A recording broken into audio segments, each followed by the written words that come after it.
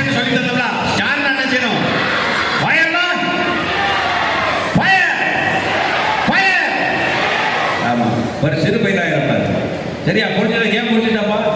ஒவ்வொன்றா எடுக்கணும். மியூசிக் போடுவாங்க. மியூசிக் நிற்கிற வரைக்கும் என்ன செய்யணும்? நீங்க எவ்வளவுக்கு என்ன காதலாம் சொல்லிக்கிறாதீங்க, மூக்கிலெல்லாம் சொல்லிக்கிறாதீங்க.